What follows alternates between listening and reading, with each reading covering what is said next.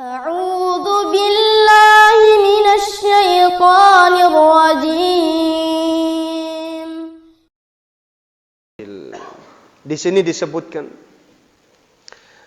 aklu amwalin nasi bil batili kabiratun lil ati, bahwasanya makan harta manusia dengan cara yang batil itu merupakan dosa besar.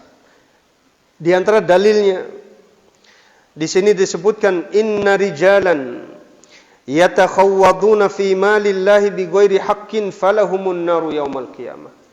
Sesungguhnya banyak sekali orang yang berebutan harta yang diharamkan oleh Allah SWT, ini menjadi sebab dia disiksa di hari kiamat nanti.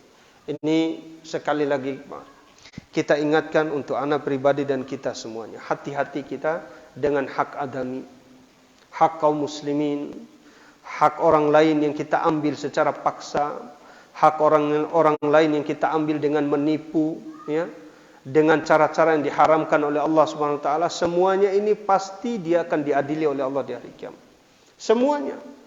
Bahkan di antara hadis yang sering kita ulang-ulang tentang orang yang mengambil sejengkal tanah kaum muslimin, dia akan dipikulkan, disuruh untuk memikul 7 lapis bumi nanti di hari kiamat. Bayangkan ikhwati fillah. Lalu bagaimana dia mengambil harta-harta yang lebih dari itu, kekayaan-kekayaan kaum muslimin yang lebih dari itu. Ini menjadi perhatian bagi kita semuanya. Dan di antara contoh orang yang makan harta kaum muslimin secara batil, yaitu orang yang berhutang tapi tidak ada niat untuk membayar hutang.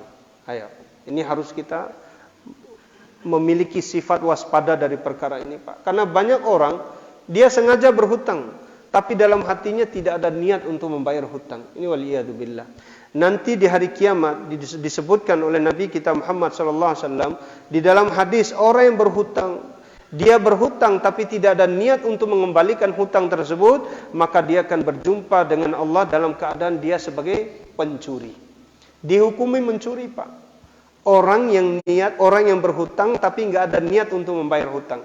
Lalu bagaimana dengan sabda Nabi kita Muhammad SAW yang berkaitan dengan orang yang berhutang? Itu menjadi tanggungan Nabi Muhammad SAW.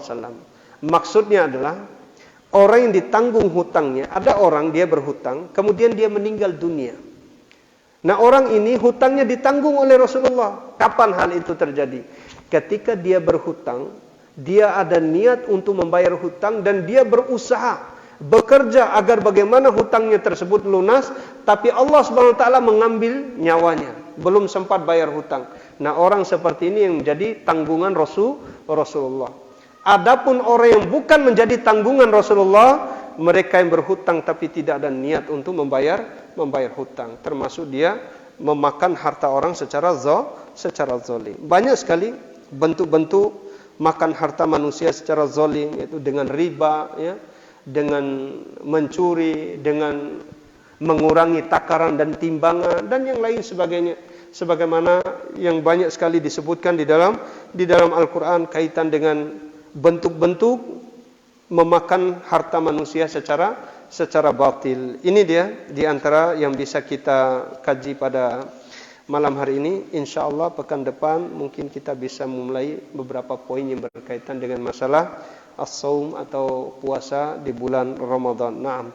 Kita tutup majelis kita dengan sama-sama membaca doa kafaratul majlis. Subhanakallahumma bihamdik, asyhadu an la ilaha illa anta astaghfiruka wa atubu ilaik.